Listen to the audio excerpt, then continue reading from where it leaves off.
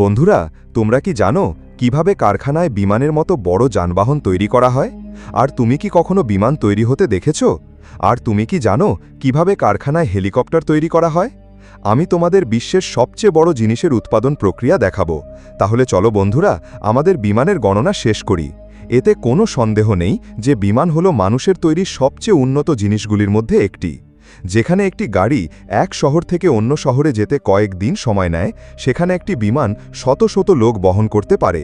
এটি আপনাকে মাত্র কয়েক ঘন্টার মধ্যে 7 সমুদ্র পাড়ি দিতে পারে। কিন্তু এই গাড়িটি তৈরি করা দেখতে যতটা জটিল, তার চেয়ে অনেক বেশি জটিল। প্রথম কথা হলো, একটি বিমান এমন একটি যান যা তৈরি করতে কয়েক মাস নয়, বছরের পর বছর সময় লাগে। এটি তৈরি করতে ইঞ্জিনিয়াররা প্রথমে বিমানের একটি স্কেচ তৈরি করেন, যা দেখায় যে এর নকশা এবং কাঠামো কেমন হবে। আপনি যে ভিডিওটি দেখছেন তাতে একটি মহাকাশ কোম্পানির ভেতরে এয়ারবাস A350 তৈরির প্রক্রিয়া দেখানো হয়েছে। আপনি বিশ্বাস করবেন না যে একটি বিমানে 2 মিলিয়নেরও বেশি যন্ত্রাংশ থাকে, যা কয়েক ডজন ইঞ্জিনিয়ার এবং ডিজাইনার দ্বারা তৈরি করা হয়। শত শত শ্রমিক মিলে বিমানটিকে আকৃতি দেয়। যদি আমরা এর বডির কথা বলি, তাহলে বিমানের স্টর্মের চেয়ে বডির বেশি অংশ কার্বন ফাইবার দিয়ে তৈরি, যেমন এর গঠন, লেজের ডানা এবং ককপিট ইত্যাদি। এই উপাদানটি বিমানকে হালকা করে তোলে যাতে এটি বাতাসে উঠতে পারে। যখন বিমানের বাইরের অংশ প্রস্তুত হয়, তখন এর ইঞ্জিন তৈরি করা হয়।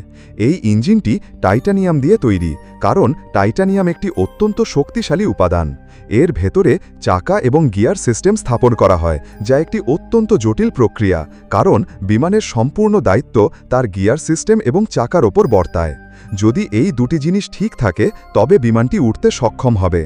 এরপর বিমানের ভেতরে যাত্রীদের জন্য আসন ঠিক করা হয় এবং প্রতিটি জানালার কাছে এয়ারব্যাগ স্থাপন করা হয়, যাতে দুর্ঘটনার ক্ষেত্রে যাত্রীরা ন্যূনতম বিপদের সম্মুখীন হন। এরপর ইলেকট্রিশিয়ানরা বিমানের ভেতরে বিদ্যুৎ সংযোগ দেন। এর মধ্যে রয়েছে ব্যাটারি, লাইট এবং অন্যান্য জিনিস। সমস্ত কাজ শেষ হয়ে গেলে বিমানটিকে তার আসল আকারে রং করা হয়। আচ্ছা, বিমান তৈরির প্রক্রিয়াটি যতটা সহজ মনে হয় ততটা সহজ নয়, কারণ প্রায়শই কেবল একটি বিমান তৈরি করতে বছরের পর বছর সময় লাগে। এইভাবে বিমানটির উৎপাদন সম্পন্ন হয় এবং বিমানটি তার পরীক্ষামূলক উড্ডয়নের জন্য প্রস্তুত হয়।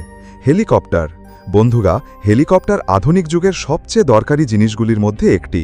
যদিও এতে ভ্রমণ করা মজার থেকে কম নয়, কিন্তু আপনি কি কখনো ভেবে দেখেছেন কিভাবে এই যানটি কোনো রানওয়ে ছাড়াই মাটি থেকে সরাসরি আকাশে উড়ে যায়?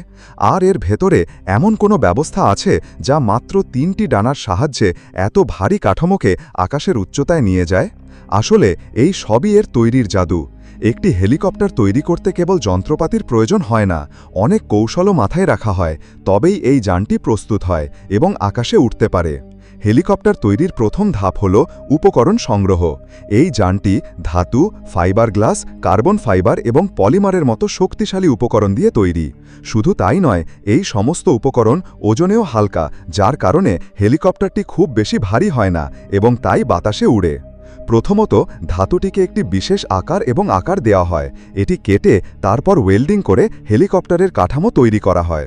যদি আমরা হেলিকপ্টারের ব্লেডের কথা বলি, তাহলে এগুলো ফাইবার, কাঁচ এবং ইস্পাতের সাহায্যে তৈরি করা হয়, যাতে এগুলো কেবল শক্তিশালীই নয়, টেকসইও হয়।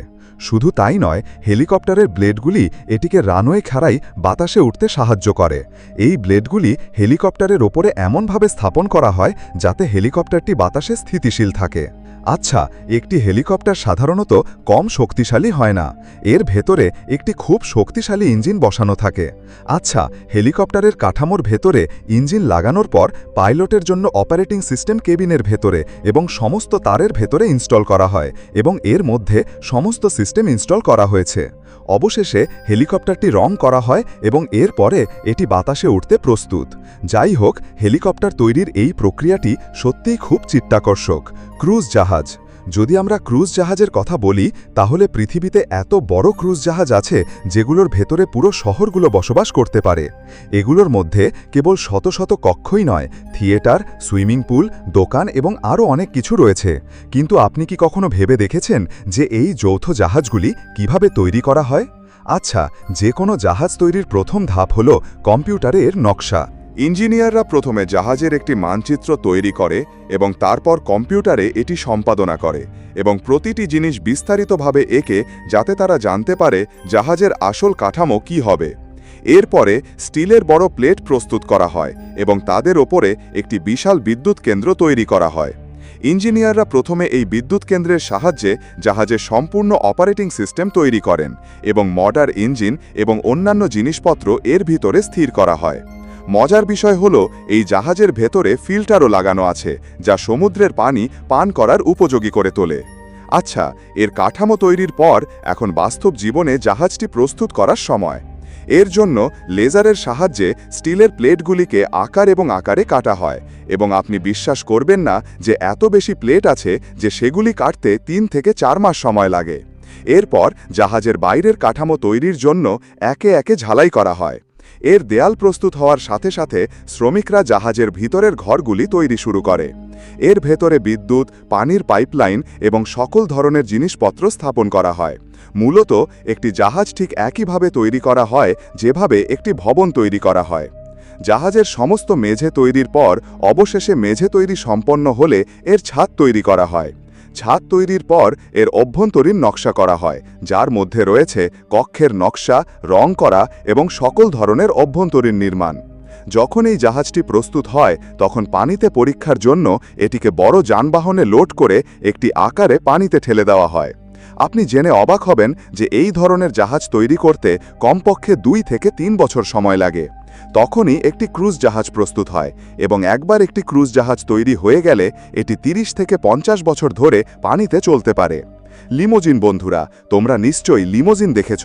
এগুলো সাধারণ গাড়ির চেয়ে অনেক লম্বা এবং এর ভেতরে সিট এবং বিলাসবহুল জিনিসপত্র বসানো থাকে। কিন্তু তোমরা কি জানো যে লিমোজিন তৈরি করতে একটি সাধারণ গাড়ি কেটে লম্বা করা হয়? আচ্ছা, এটা অদ্ভুত শোনাতে পারে, কিন্তু আপনি এই ভিডিওটি দেখছেন।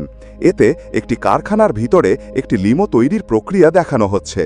আচ্ছা, এর জন্য প্রথমে তারা লেজার কাটারের সাহায্যে গাড়িটিকে মাঝখান থেকে কাটা শুরু করে। অত্যন্ত দক্ষতার সাথে গাড়ির বডিটি মাঝখান থেকে কেটে 2টি ভাগে ভাগ করা হয়।